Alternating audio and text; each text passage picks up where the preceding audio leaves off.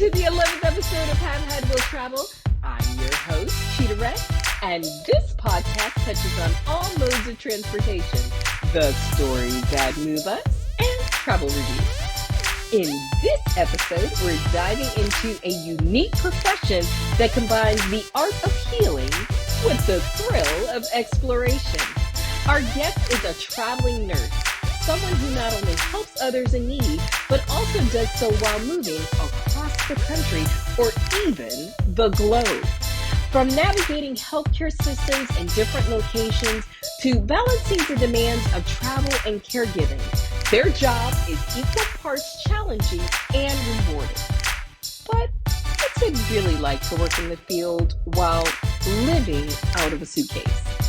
Let's dig into their story, the unexpected moments, and the lessons learned from healing on the move.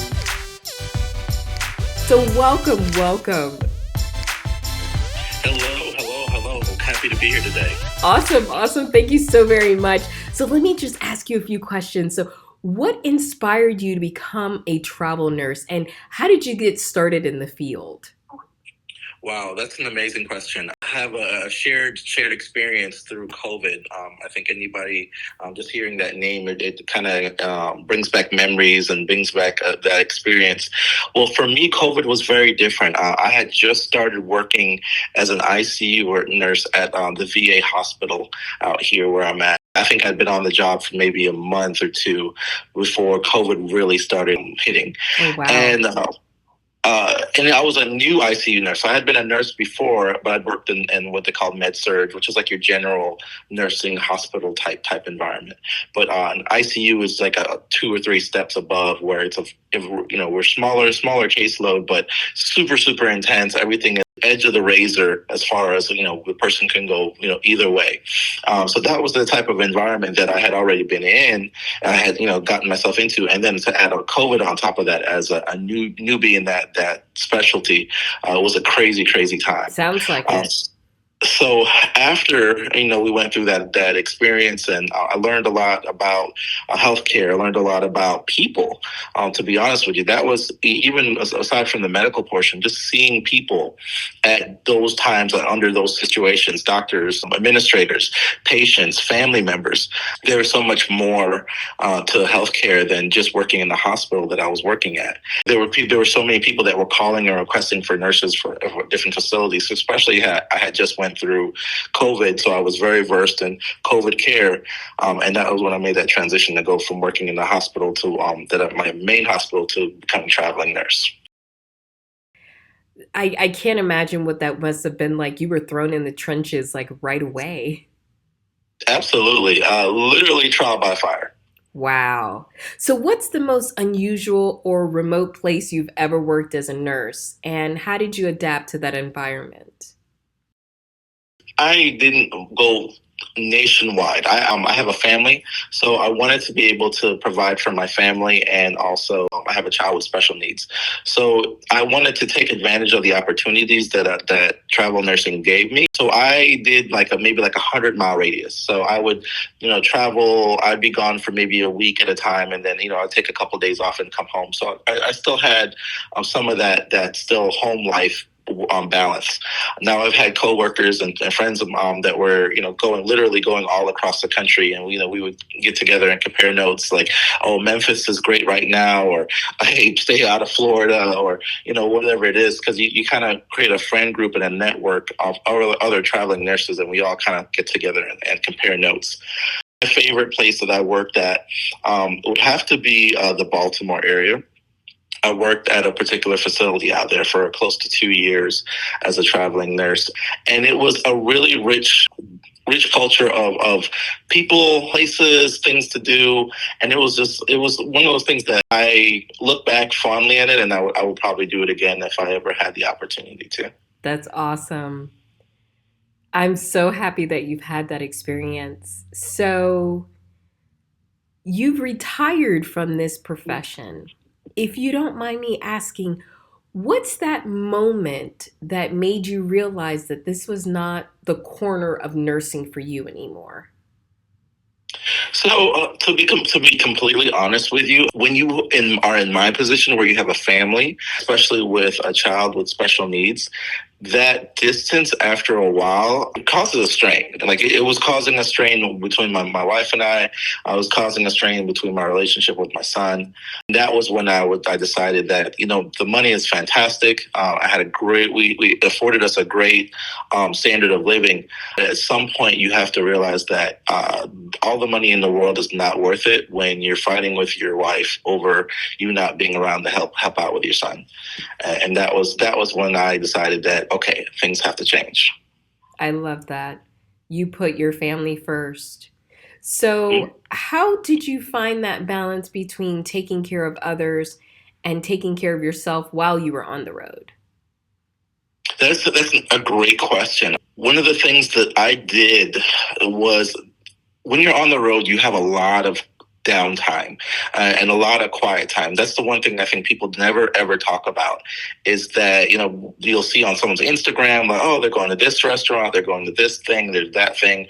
But when you get back to that hotel room and it's, 11 o'clock at night and let's say you work, maybe 7 o'clock the next day, or maybe you're off the next day, if you're not talking to your family, you're not trying to, you're not conversing with friends, there's going to be a time when it's just dead quiet and it's just you.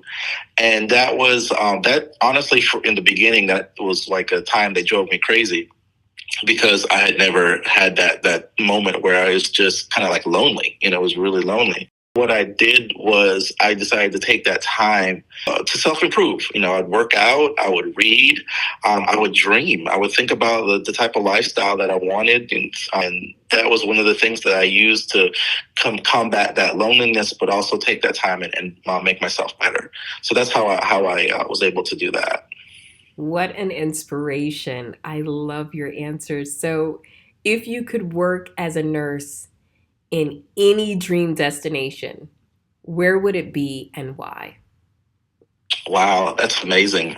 If I had my choice of any place in the world where I could work as a nurse, I think it would also have to be similar to the places where I'd want to personally be around and personally visit, because that would be really, really important to me. So for the first place, I would say would be the Philippines. I think I love the culture, the people that like across the board. I've literally worked all across the United States at one facet or another in the healthcare and the realm.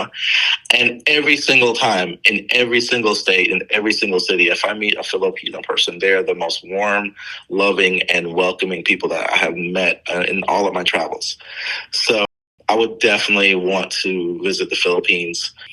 I think just to say that I've been there, I'd probably want to say Dubai. It went from a sandlot to now it's like one of the biggest metropolitan areas of the world. Lastly, I would say I'd love to go back to Germany. Germany was an amazing experience. Very warm people, very friendly people. Once you're out of the United States, you kind of your lens changes a little bit because we're so used to how things are here. The idea that things could be different I think is something that everybody should experience. I really appreciate your answers. And you know what? I almost forgot you were a military man. You were in the military for a while. Of course, yep. I was in the Air Force for 9 years. Wow, that is awesome. So, what's the most unexpected thing you've encountered as a traveling nurse? I know you've got some good stories. Oh my gosh! So one of the things that never it never gets I never get used to it. Living out of a hotel is a different experience. Okay, when you live at your house, you go home, you turn the key, you go home and you crash into your bed or to your comfy couch, you watch your TV, whatever, and that's it. And if you try to apply that same type of feeling or routine to hotels, it doesn't work. Because I will tell you, I have been walked in on by random people sitting as I sit in like my boxer shorts or whatever it is in my hotel room on many occasions. No! Many occasions. Because it'll be a quote unquote clerical error, and my room, the hotel will sell the room, and then Expedia or something or one of these other travel sites will sell the room, and then there'll be some type of miscommunication and we won't catch it. No! And I'm literally I swear to God, I'm literally in my boxers. I'm talking to my wife over the phone, over the webcam, and some random person will walk into my room with all their stuff. And there's a moment where, like, kind of like the Spider-Man meme, where like I'm pointing to them, they're pointing at me, we're looking at each other like. Oh my God, I would die. Yeah, and it's gotten happened. So the first time I was like, oh man, I can't believe that happened. I think in my career as a travel nurse, I think that's happened at least 5 or 6 times. No.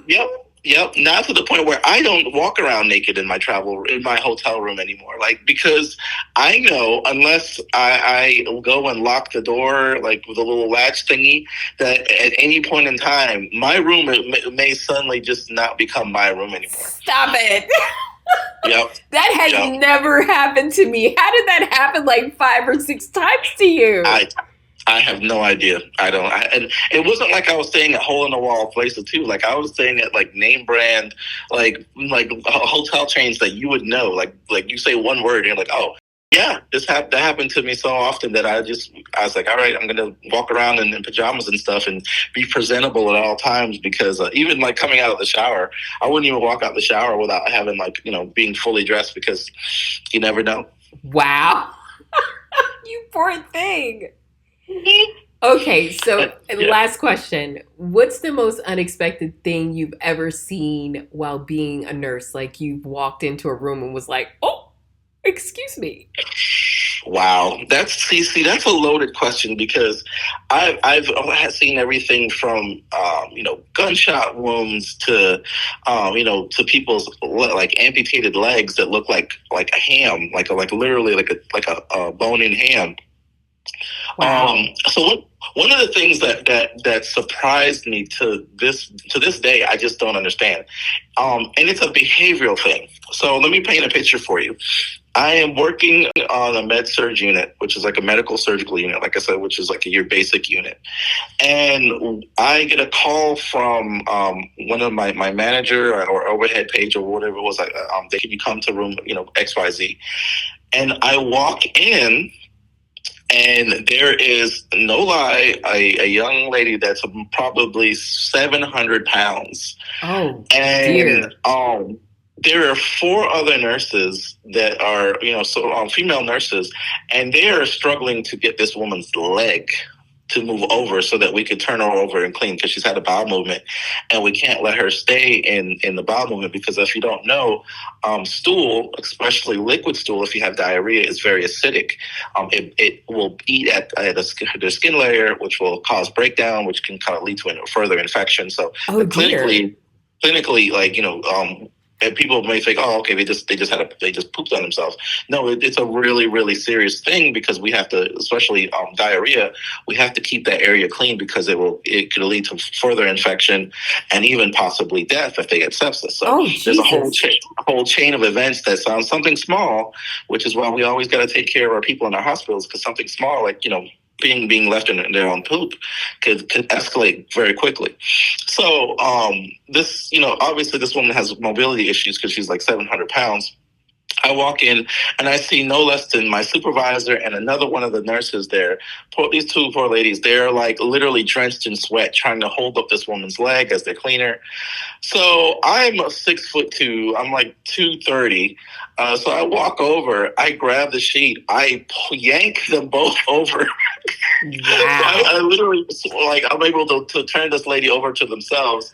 And for the rest of that week, for the rest of the week, I was like the hero of the ward. Like, if I needed something, put that IV in for you, sure, no problem. Did you come back? Take a couple more minutes for your lunch break or whatever.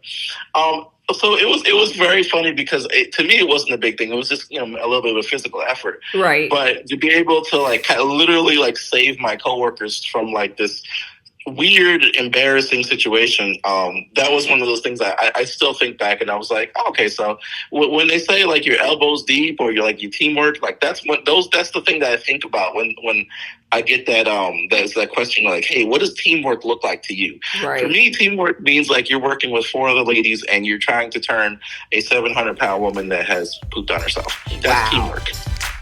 Yeah, defecation, definitely. Wow. Yeah. That's a story and a half. Yes. Well, yes. I thank you so very much for sharing your experiences and giving us a glimpse into the world of travel nurse. Your work not only impacts the lives of patients you've cared for, but it also inspires others to explore careers that combine passion with adventure. Nurses are a special breed of people who know how to be tough and loving. And I appreciate you for being that person for so many and for reminding us all that healing comes in many forms. Oh, thank you very much. This has been a fun jaunt down memory lane, thinking of some of the crazier moments that have happened to me as I was a travel nurse. So thank you for inviting me on and having me share my experiences. Awesome. Thank you. You're welcome. Thank you for joining us on Have Had Will Travel. Please keep engaging authentically, living your story to the fullest, and stay tuned for more insights, interviews, and discussions in our upcoming episodes. If you're a nurse, know that one day you'll be someone's hope, someone's hero. Be gentle with yourself. The world needs the healer you are becoming. Until next time, find yourself by getting lost in the service of others, and don't forget to make the most of this beautiful day. Have Had Will Travel. Xheetah loves you. Bye-bye.